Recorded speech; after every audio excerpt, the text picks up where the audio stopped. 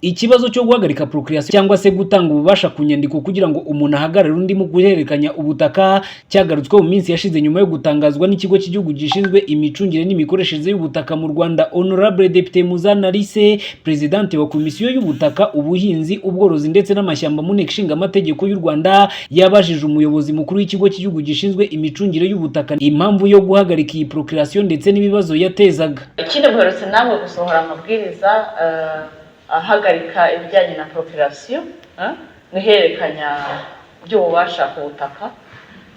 Ingwani zari zirimo n'izihe mategeko ko bizakorwa biterwa no kugira ngo tugire amakuru abatubaza natwe tubone icyo tugenda tubasubiza. Nishimwe Marie Grace, umuyobozi mukuru w'ikigo cy'igihugu gishinzwe ubutaka, atangaza ko impamvu yo guhagarika iyi procreation by'umwihariko kuba tuye imbere mu gihugu ari uko wasangaga bamwe babigiramo amanyanga, ariko agatangaza ko iyi procreation izakomeza gukora ku banyarwanda bari mu bihugu by'amahanga, ndetse ko iki kigo kiri gukorana bya hafi na Minisiteri y'Ubutabera kugira ngo hanozwe ubu buryo, bityo iyi gahunda izongera gusubiraho.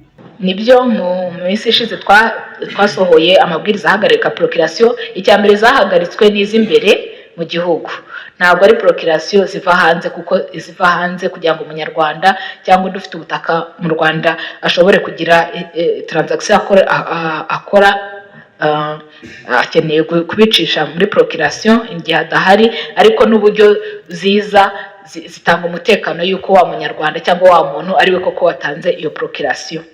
Aho byahereye rero nuko hari hamaze kugaragara abantu bashobora kwiyitirira nyir'ubutaka bagakora procreation bakaba bagurisha umutungo w'undi muntu. Tumaze kubona yuko ibyo bintu bihari, tukabona yuko hashyizweho abanoteri bikorera bahagije, hari abanoteri ba leta bahagije, tukibaza yuko kuko iyo twakoraga isesengura wasangaga hari umuturage watanze procreation uyu munsi kwa kabiri, ejo kuwa gatatu akaba transfer.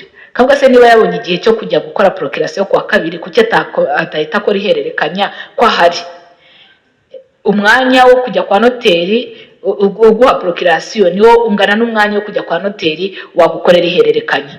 Kugira ngo rero turinde wa muturage, murabizi namwe ukuntu ubutaka bw'abanyarwanda buba bwabahenze, kugira ngo turinde wa muturage ushobora kugenda agasanga hari umuntu wamukoreye procreation atanabizi, twabaye tuzihagaritse, ariko tunabwira abanyarwanda ko hari uburyo buhari bw'uko ashobora uri imbere mu gihugu ashobora guhita abona serivisi mu buryo bwihuse. Twayihagaritse mu buryo bw'agateganyo dutegereje yuko Minijiste irimo gukora systeme ya inotari iyirangiza. Nimara kuyirangiza izaba nayitanga wa mutekano twifuza kugira ngo umuntu uzajya uyikoreramo azajya abasha tube tuzi neza yuko yaba identifiye, twongere tuzisubizeho.